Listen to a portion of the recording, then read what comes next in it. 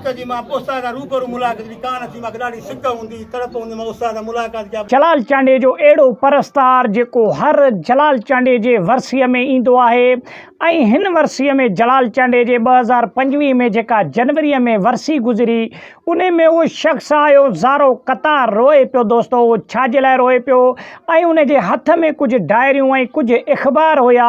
उहो छा पियो चए उन्हनि जे बारे में मुंहिंजे पुठे पासे हिकिड़ो वीडियो हले पियो, तव्हां ॾिसो पिया। उन शख़्स खे बुज़ुर्ग शख़्स आहे ऐं उहो छाजे लाइ चए पियो त जलाल चांडे खे मूं वटि अरमान आहे दिलि में जलाल चांडे जे लाइ।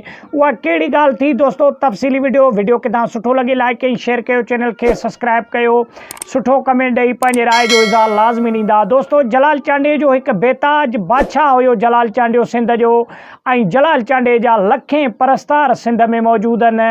ऐं जलाल चांडियो वाहिद फ़नकार आहे सिंध जो जंहिंजो सए खां वठी सूईअ ताईं सॼी हिस्ट्री मौजूदु आहे किताबनि जी सूरत में। दोस्तो अॻु में मूंखे बि ख़बर कान हुई, लेकिन हिन वक़्तु मां तव्हांखे हिकु इंसाफ़ करण वारो आहियां, जलाल चांडे जी हिकु बहितरीनु कहाणी ॿुधाइण वारो आहियां जेको तव्हां ॾिसी ऐं ॿुधी तमामु घणो मज़ो ॾिसी बि तमामु घणो तव्हांखे मज़ो ईंदो। जलाल चांडे जो हिकिड़ो परस्तार आहे, उहो 2001 जो इख़बार खयों वेठो आहे पाण सां गॾु, जंहिं ॾिहाड़े जलाल चांडियो हिन दुनिया मां वफ़ात कई।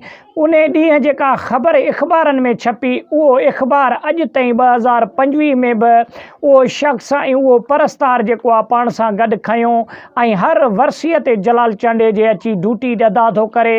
ऐं उन खां अलावा जलाल चांडे जूं खोड़ सारा किताब बि जेके आहिनि उन शख़्स वटि मौजूदु आहिनि, इन बुज़ुर्ग शख़्स वटि, जेको इहो हिकिड़ो अरमान दिलि में रखी ऐं रोए थो त जलाल चांडे खे मूं साम्हूं कॾहिं बि न ॾिठो ऐं जलाल चांडे सां मुलाक़ात न थी। छाजे करे? जलाल चांडियो हिकु महबूब फ़नकार हुयो सिंध जो दोस्तो, ऐं हर सिंध वासी बल्कि हर शख़्स जलाल चांडे सां ॾिसण ऐं ॿुधण ऐं उन सां मुलाक़ात जो हिकु शौक़ु रखंदा हुया। ऐं इहा ई दिलि में ख़्वाहिश हूंदी हुई त जलाल चांडे खे साम्हूं ॾिसूं ऐं जलाल चांडे सां साम्हूं गुफ़्तगू थिए। त दोस्तो हे शख़्स बि ज़ारो क़तार रोए थो ऐं हर जलाल चांडे जे वर्सीअ में हे शख़्स शामिलु थो थिए ऐं इन जा पुट जलाल चांडे जा जेके मौजूदु आहिनि उहो तमामु घणी इज़त ॾींदा आहिनि इन शख़्स खे ऐं बाख़ूबी इन जी ख़िदमत बि कंदा आहिनि। त छाजे करे? जलाल चांडियो हिकु क़ौमी फ़नकार हुयो ऐं उन जा लखनि जी तादाद में परस्तार सिंध में मौजूदु आहिनि दोस्तो। ऐं जलाल चांडियो जॾहिं 2001 में हिन दुनिया फ़ानीअ खे छॾे वियो त हज़ारे सिंध वासियुनि जे अखियुनि में लुणक अञा ताईं बि न बीही सघिया।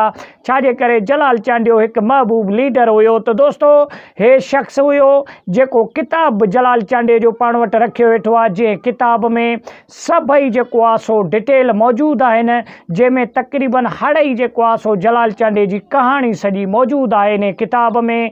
त वॾी महिरबानी, मिलंदासीं के नेक्स्ट